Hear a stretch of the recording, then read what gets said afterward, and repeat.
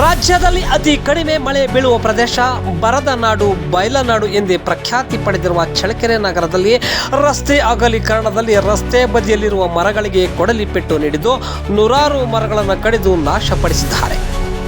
ಕಳೆದ 25 ವರ್ಷಗಳಿಂದ ರಸ್ತೆ ಬದಿಯಲ್ಲಿ ನೆಟ್ಟ ಮರಗಳು ಎಮ್ಮರವಾಗಿದ್ದು ಈಗ ತಂಪು ನೀಡುವುದಲ್ಲದೆ ಪುಟ್ಟ ಪ್ರಾಣಿ ಪಕ್ಷಿಗಳಿಗೂ ಆಸರೆಯಾಗಿವೆ.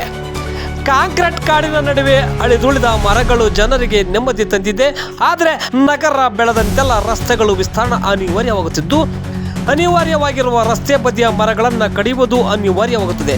ಹೀಗಾಗಿ ಹಾಗೊಮ್ಮೆ ಹೀಗೊಮ್ಮೆ ರಸ್ತೆ ಬದಿಯಲ್ಲಿ ಹೆಮ್ಮರವಾಗಿ ಬೆಳೆದ ಮರಗಳನ್ನು ಕಡಿಯುವುದು ಕಂಡು ಪರಿಸರ ಪ್ರೇಮಿಗಳು ಆಕ್ರೋಶ ವ್ಯಕ್ತಪಡಿಸುತ್ತಿದ್ದಾರೆ. ಈಗಾಗಲೇ ನಗರದ ಬೆಂಗಳೂರು ರಸ್ತೆಯ ಅಗಲೀಕರಣಕ್ಕೆ ಮರಗಳು ಮರಣ ಹೋಮ ನಡೆದಿತ್ತು. ಈಗ ಬಳ್ಳಾರಿ ರಸ್ತೆಯ ಎರಡೂ ಬದಿಯಲ್ಲಿ ಇದ್ದಂತಹ ನೂರಾರು ಮರಗಳನ್ನು ಕಡಿದು ನಾಶಪಡಿಸಿದ್ದಾರೆ.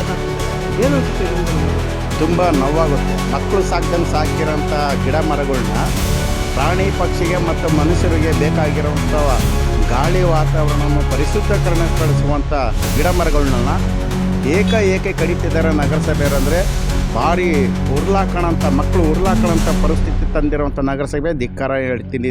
ಶೋಷಣೀಯವಾದಂಥ ಸನ್ನಿವೇಶ. ರಸ್ತೆ ಮಾಡಲಿ, ಬಟ್ ಮುಂಜಾಗ್ರತಾ ಕ್ರಮವಾಗಿ ಇವನ್ನೆಲ್ಲ ಕ್ರಮ ತೆಗೆದುಕೊಳ್ಬೇಕಾಯ್ತು. ನಗರಸಭೆಯವರು ಮುಂಚೆನೇ ಗಿಡಗಳು ಬೆಳೆಸ್ಬೇಕಾಯಿತು, ಸೈಡಿಗೆ ಹಾಕ್ಬೇಕಾಯ್ತು. ರೋಡ್ ಅಗಲೀಕರಣ ಆಗೋದಂತ ಮೊದಲೇ ಗೊತ್ತಿತ್ತು ತಾನೇ ಅದು. ಇವರು ಈಗ ಏಕೆ ಯಾರಿಗೂ ಹೇಳ್ದಲೆ ಕೇಳ್ದಲೆ ಮರ ಕಡಿತಿರುವುದು ಭಾರಿ. ಕನಿಷ್ಠ ಅಂದರೆ 35ರಿಂದ 40 ವರ್ಷ ಮೇಲಿರೋಂಥ ಗಿಡಗಳು, ಅಂದರೆ ಮಕ್ಕಳು ಸಾಕಿರೋಂಥ ಗಿಡಗಳನ್ನ ಇವರು ಕಡಿತಿದ್ದಾರೆ ಅಂತಂದರೆ. ಹಸಿರುಕರಣ ಆಗಿರ್ತಕ್ಕಂಥ ಗಿಡಗಳನ್ನ ಇವತ್ತು ಎಲ್ಲ ಕಡೆಗೂ ರಸ್ತೆ ಅಗಲೀಕರಣ ನೆಪದಲ್ಲಿ ಕಡಿತಿದ್ದಾರೆ. ಮತ್ತೆ ಯಾಕೆ ಇದು ಭಾಳ ಶೋಷಣೀಯವಾದಂಥ ಸನ್ನಿವೇಶ. ಇದನ್ನು ಯಾವುದೇ ಆಗಲಿ ಪರಿಸರ ಪ್ರೇಮಿ